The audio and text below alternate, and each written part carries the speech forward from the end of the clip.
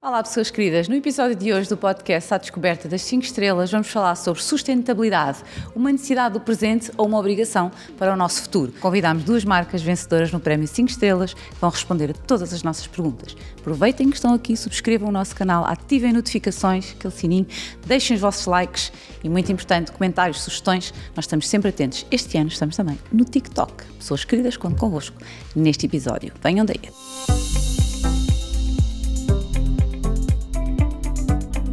Para o episódio de hoje já tenho comigo em estúdio o Carlos Gouveia, da Scoring. Olá, Carlos. Olá, boa tarde. Muito bem-vindo. E a Paula Viegas, do Banco Montepio. Olá, Paula. Olá, Sofia. Muito bom estar aqui. Obrigada pelo convite. Obrigada a nós por estarem aqui, por aceitarem aqui responder às nossas perguntas. Antes de avançar, pedir às pessoas que nos estão a ver e a ouvir que tragam o seu bloquinho de notas e a sua caneta, porque eu tenho a certeza que vão sair daqui respostas muito interessantes e muito importantes.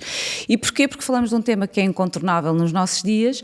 Eu há uns dias estava a ouvir alguém a falar num canal noticioso e dizia, já se falou tudo sobre sustentabilidade, toda a gente fala de sustentabilidade, como se fosse já uma coisa que não vale a pena falar, porque toda a gente já sabe tudo. E o que é certo é que numa outra ocasião, numa universidade, falava sobre o que é sustentabilidade, e houve ali um gaguejar, o que é isto da sustentabilidade, porque parece que quando falamos de sustentabilidade só estamos a falar da parte ambiental e na verdade estamos a falar muito mais do que a parte ambiental, é financeira também e outras. Então a minha questão era precisamente esta questão da sustentabilidade neste momento é uma questão do presente, uma obrigação do presente ou é também uma obrigação do futuro, presente e futuro? Eu não vejo a sustentabilidade como uma obrigação. Relativamente a tudo já se ter dito sobre a sustentabilidade, eu acho que ela nunca se esgota. Acho que há temas que nós passamos a vida a falar sobre eles e depende da carga e da empatia e do compromisso que temos com eles. Eu acho que a sustentabilidade é um compromisso que atravessa gerações. Eu não acho que seja uma obrigação de presente e de futuro. Acho que é uma herança que tivemos do passado e que talvez não tenhamos honrado bem, porque lá atrás algumas das premissas que nós hoje ligamos à sustentabilidade já existia a preocupação com o ambiente, quem dependia dele não o desgastava, já havia a preocupação com as pessoas também, não conseguir tirar o máximo, respeitando também o máximo. Eu acho que a sustentabilidade ancora no bom senso e no respeito pelos outros, num desempenho ético.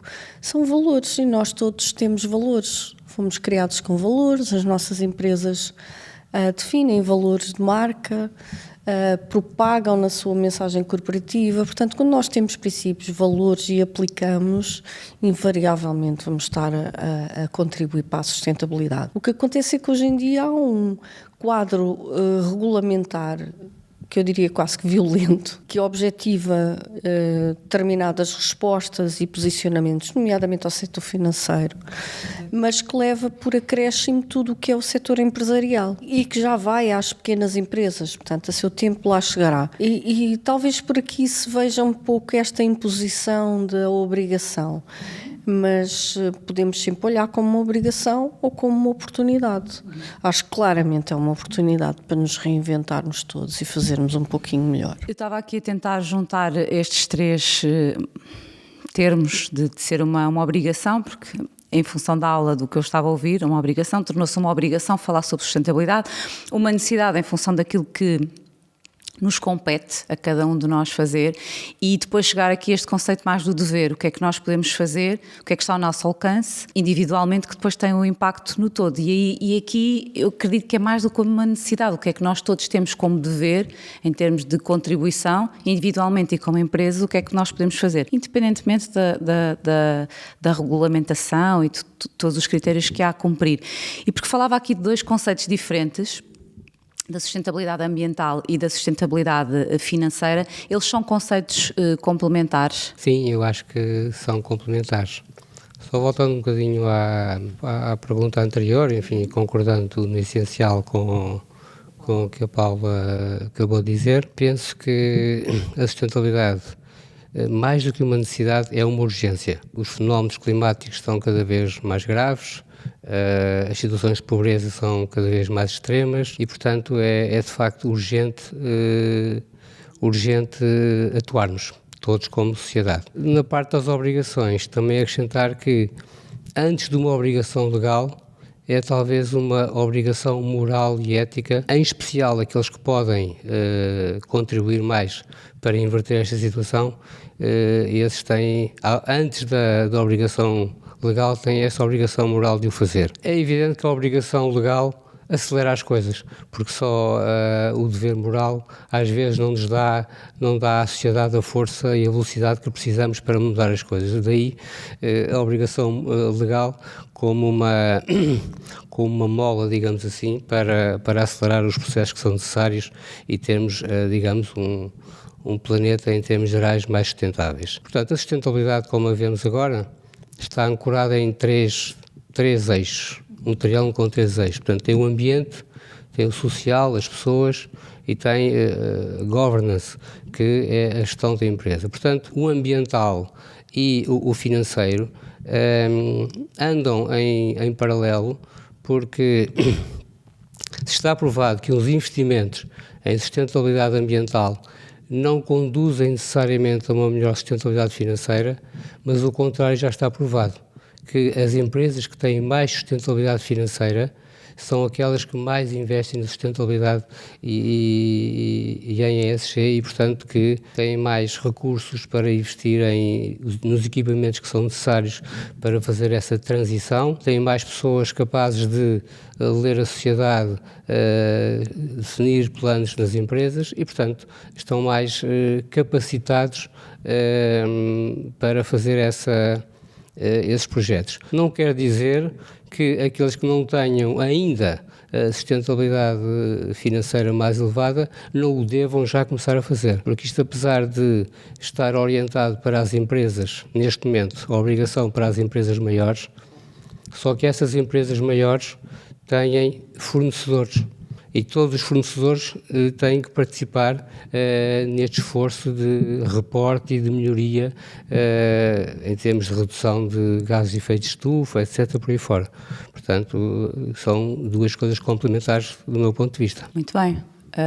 Paula, acrescentando aqui, em relação ao que o Carlos disse, nestes conceitos que sendo complementares, não há aqui um que tenha mais peso que o outro, no financeiro e no ambiental? Não, eu acho que há um equilíbrio, mas depende dos setores de atividade que possamos estar aqui a referir. Há setores de atividade em que claramente a interdependência entre os dois é muito mais elevada. As indústrias estão ligadas à energia, as commodities, as indústrias extrativas, e depois temos o setor financeiro, pelo qual falo, não é? E que está muito dependente dos riscos, da forma como considera no seu negócio e na sua perspectiva futura aquilo que são os riscos ambientais e climáticos. E isto tem tudo a ver com as garantias, com o valor do dinheiro, com o preço, com as questões de medir o risco para além daquilo que é o desempenho económico ou financeiro. Já não, o ESG, como o Carlos estava a referir, já tomou conta daquilo que são as premissas e o que deve ser na atuação de uma organização. E o que deve ser é também aquilo que a banca privilegia, o setor financeiro, porque está sempre associado a uma matriz de avaliação de perfil de risco e desempenho. Eu acho que o equilíbrio entre estas vertentes, e é a grande oportunidade de mudança para as indústrias, é precisamente a de começar a integrar fatores que permitem ir buscar não só outras oportunidades, outras competências, outros mercados, mas permitem talvez terem um rumo comum associado. É como se fosse uma cidadania ativa aplicada nas organizações e nós de facto temos que exercer. Paula falou aqui de uma sigla, de um nome que eu creio que para quem nos está a ver e a ouvir, e já aproveitando, pessoas queridas que aqui estão, captando aqui a atenção, aproveitem para subscrever o nosso canal, estão aqui a ver, ainda não subscreverem, ativar notificações e deixarem os vossos likes, muito importante. O que é exatamente a ESG? quem nos está a ver ou ouvir, o que é que isto significa, estas 3 letrinhas juntas? O Carlos começou a falar há pouco sobre ambiental, social e governance, ou governança, governação.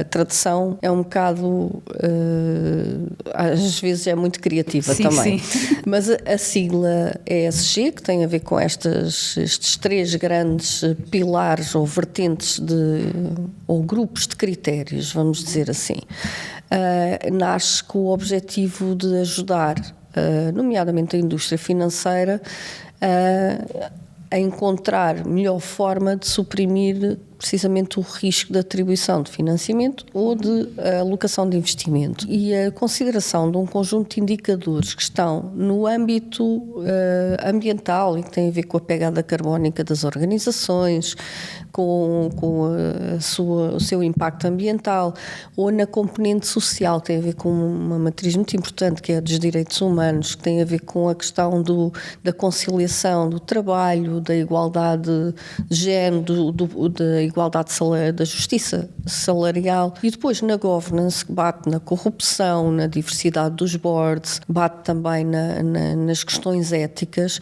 Tudo isto acaba por fazer um referencial de indicadores que são tangibilizados quando são analisados e que permitem ter uma fotografia sobre o impacto daquela organização, se ela tem um impacto positivo ou potencialmente mais negativo, se tem uma projeção de futuro boa, permita dizer que em nível da governance parece sustentável, portanto tem uma visão de médio e longo prazo, portanto o meu capital, o meu investimento ou financiamento parece salvaguardado em matéria de risco. A verdade é que o Carlos há pouco estava a referir as grandes empresas têm fornecedores. Sim, têm fornecedores, são as suas cadeias de valor também, por vezes, nos seus parceiros, tudo isto tem riscos. Às vezes não é só o risco de desempenho, é o risco de reputação, é o risco económico, financeiro, de mercado, e agora há estes 3 grupos de indicadores que permitem despistar este posicionamento. Eu acho que as empresas fazem muito em cada um dos 3 grupos de indicadores. O que começa a vir ao de cima é, na necessidade de responder ao quadro regulamentar, temos todos que nos disciplinar a organizar esse desempenho e a saber como o mostrar. E acho que este é que é o grande desafio, independentemente depois variarmos em termos de opções de desempenho. Paula falava aqui dos indicadores e de existir este conjunto de indicadores, como é que eles são medidos? É difícil acrescentar qualquer coisa que a Paula já disse, porque está muito bem explicado, mas acrescentar apenas que o ESG faz parte de uma estratégia, digamos assim, de levar as empresas a fazer, para além do seu relato financeiro, que já o fazem, com a entrega das contas anuais, fazer um relato não financeiro das suas atividades. Portanto, este relato não financeiro vai calhar nestas 3 letras ESG. São 270 páginas assim só de regulamentação, assim só para começar, e pelo menos 150 indicadores.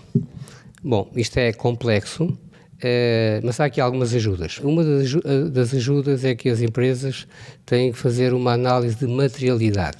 Ou seja, o que é importante para a minha empresa relatar? Se eu for uma empresa de produção de petróleo e distribuição, tenho mais impacto ambiental, tenho mais pegada carbónica.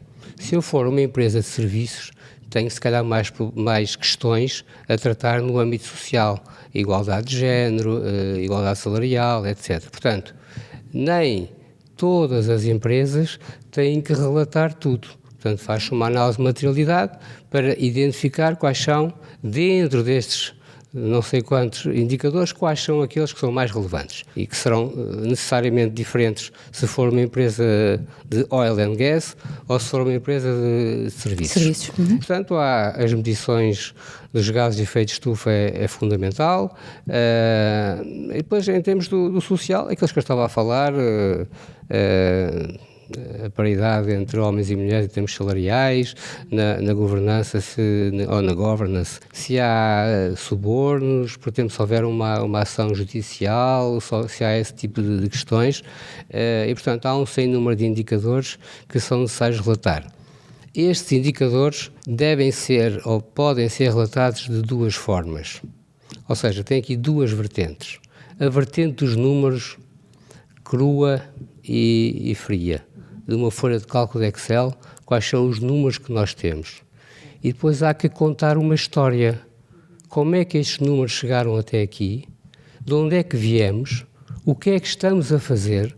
Porque se eu disser que baixei a minha pegada em 10% num número seco numa tabela, isto não diz muito. É preciso contar a história da estratégia da empresa, dos seus objetivos, de qual é o seu ano base e para onde é que ela quer caminhar, para as pessoas perceberem se os objetivos 2030 vão ser atingidos ou não vão ser atingidos. Se esta empresa tem credibilidade em definir uma estratégia e objetivos e está a conseguir cumpri-los, ou apenas define uma estratégia com objetivos e depois não os consegue cumprir. Portanto, há o lado dos números frios e há o lado também de contar a história, que também é muito importante. Parte mais qualitativa, não é? Sim, explicar como é que os números aparecem e qual é o esforço que está a fazer em cada um dos números para que eles cheguem ao número, enfim, aos indicadores desejados. Eu gostava era de reforçar aqui, se puder, claro que o que o Carlos acabou de dizer, porque o Carlos referiu os relatórios de sustentabilidade ou desempenho não financeiro que vão passar a ser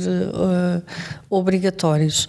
Mas a sustentabilidade, quando nós a divulgamos, nomeadamente num relato anual, que é o documento mais importante que uma empresa publica, um relato de gestão, um relatório de contas, é sempre a parte melhor que a empresa faz. E um relatório de sustentabilidade é a história contada em capítulos anuais do que é que a empresa tem vindo a fazer, como é que evolui, como é que vê o futuro, que legado é que deixa. Por isso, o storytelling, esta parte de contar a história, como o Carlos dizia bem, eu dizer que reduzi 10%, não diz como é que eu cheguei lá. Que ponderações é que eu tive que fazer, onde é que eu tive que investir. Por isso é que, quando nós falamos de sustentabilidade, a riqueza toda das empresas fica muito mais exposta quando elas adotam esta filosofia de governação ou de produção, desempenho, em suma. Portanto, ficando mais exposta, convém que esteja bem sustentada, não é? Certo. Tudo bem cumprido. Só acrescentar aqui também já mais uma coisa. Sustentabilidade tem muito a ver com o futuro. Portanto, quando nós nos lembramos de falar de sustentabilidade, lembramos sempre do futuro. Esta empresa é sustentável, esta horta é sustentável. Como é que vai ser daqui para a frente, não é? E transparência. Transparência é fundamental. Portanto, quando estamos a falar, enfim, reforçando aqui um pouco também o que a Paula disse, transparência é fundamental. Já não é possível estar a enviar, enfim, poluir os rios e ficar calado e escondido. Isso já não é possível. Portanto, as coisas têm que ser feitas com transparência e têm que ser comunicadas e as pessoas têm que saber o que é que as empresas andam a fazer. Agora, diretamente aqui para a minha querida Paula, do Banco Montepio, vocês têm um claim que diz que não há verde, estou a ler para dizer tudo certinho, as cores certas, não há verde sem azul e amarelo. E este é um claim, um mote que usam na vossa comunicação. O que é que isto quer dizer exatamente? Porquê é que este mote faz parte aqui, sustenta as vossas políticas ambientais? Já quer dizer que somos um banco com cores muito bonitas. Verdade, concordo, gosto especialmente da primeira. Exato. Mas depois quer dizer que nós não atingimos nada em matéria desta agenda para o futuro. Essencialmente é um compromisso que temos com o futuro dos nossos descendentes, das gerações do país, se não fizermos equações e conjugações e parcerias. Quando nós falamos que não há verde sem azul e amarelo são as cores institucionais do banco, e verdade. A soma das duas é básico, são cores primárias, gera o verde. Mas o amarelo para nós também simboliza, para além da energia, são as pessoas do banco, são os nossos clientes, e também não há ambiente sem pessoas, e da mesma forma que se hipotecarmos as pessoas, Se calhar o ambiente até anda melhor, mas a verdade é que nós temos mais para fazer no ambiente, principalmente para repor, e é importante que o homem e a mulher, a humanidade, consiga repor aquilo que tem andado a destruir. É uma missão e isso está também a ser regulado na Comissão Europeia em matéria da biodiversidade e da regeneração dos ecossistemas europeus. Mas a verdade é que, do ponto de vista das cores, há um amarelo de energia de pessoas e há um azul de confiança da instituição, daquilo que são os valores na componente da governança ou da governação, da ética. O setor financeiro, por exemplo, é muito associado ao azul escuro. E a conjugação destes dois permite que nós possamos ambicionar ter um verde muito mais vivo e em muito mais tonalidades que nos permitam dar um contributo muito mais positivo naquilo que tem sido o caminho do banco. Tem um caminho bom na parte, muito bom, um legado extraordinário na parte da economia social e da sociedade. Tem um compromisso, são 180 anos este ano. É exatamente. Verdade, 180 anos de compromisso com a ética, com os valores. Então o verde, last but not least, porque esteve lá sempre, mas agora com maior preponderância, é o resultado desta grande jornada. Gostei muito. Esta ligação toda das cores faz todo sentido, às pessoas, ao ambiente. Em relação aqui, Carlos Ascori, uma pergunta para o Carlos. O Carlos acredita que, tenho aqui nas minhas notas, que as empresas que são mais sustentáveis financeiramente estão em melhores condições para apostarem na sustentabilidade ambiental. Podemos estabelecer aqui este paralelo, não é? Esta causa e efeito. Antes de mais, dar aqui os parabéns ao Montepio, 180 anos. É obra. Um legado que temos. A Scória só está com 5 anos, portanto, ainda estamos... Ainda 175. Ainda estamos... Tem que ter a ambição dos 175. Exatamente, uma história para escrever. Mas nestes 5 anos desenvolvemos aqui um programa, sobretudo virado para as PMEs, para alavancar a sustentabilidade financeira das empresas. Ora, isto inclui formação na área financeira, na área de gestão, conteúdos, consultoria e culmina numa certificação financeira que depois tem a marca Top 5% de melhores PMEs de Portugal. Portanto, temos trabalhado muito esta vertente da sustentabilidade financeira das PMEs e contamos atualmente com cerca de 5.000 PMEs clientes aderentes, digamos assim, nestes nossos programas. A sustentabilidade financeira é composta por dois pilares. Por um lado, empresas que conseguem gerar mais-valia naquilo que fazem. Portanto, uma empresa que não gera mais-valia naquilo que faça pode ter os prédios mais bonitos do mundo que não vai longe. Portanto, se vende carros, se produz carros e tem que os vender abaixo do preço de custo, não há nada a fazer. Portanto, há esta parte da rentabilidade e depois há a parte do ter os recursos para satisfazer as necessidades financeiras de pagamento que vão ocorrendo no médio e no longo prazo. Portanto, tudo isto faz a sustentabilidade financeira. Ora, as empresas que têm sustentabilidade financeira são empresas que são mais bem geridas do que as empresas que não têm essa sustentabilidade. Portanto, em média, digamos assim. Pode haver negócios de sorte, mas estamos a falar, enfim, em termos médios. E, portanto, estas empresas têm equipas mais profissionais, têm lideranças mais ativas, mais adequadas às complexidades do contexto de mercado em que atuam e, portanto, têm maior capacidade de implementarem programas de sustentabilidade ambiental. Mais facilmente já cumprem as normas de segurança, a ISO 14001, já cumpriu um conjunto de regulamentação e agora é só dar mais um saltinho, desculpa-me a expressão do saltinho, para... Sim, mas mais fácil, não é? Estão mais perto, digamos assim. Estão mais perto, já fazem as medições dos seus efluentes gasosos, essas coisas todas, já estão mais perto de poderem estabelecer um programa para reduzir essas emissões e para fazer enfim, não sei qual é o termo certo, mas é o design para a sustentabilidade ou seja, pensar os produtos para eles serem mais sustentáveis à nascença, digamos assim. As empresas são menos sustentáveis, andam a correr para o dia-a-dia.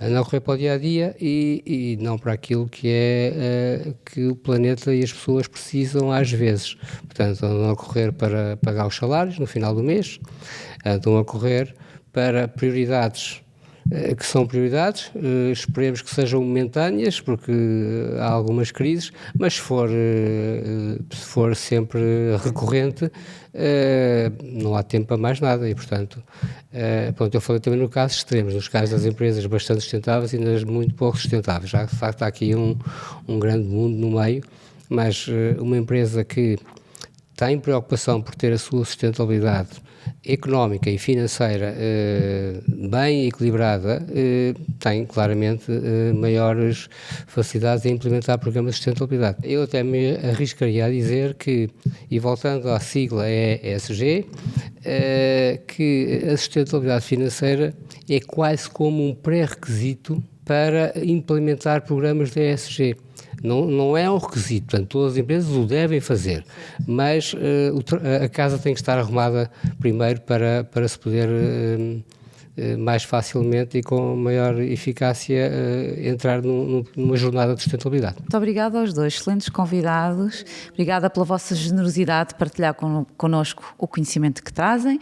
Muitos parabéns uma vez mais pelos vossos prémios. Um beijinho e um abraço às vossas equipas.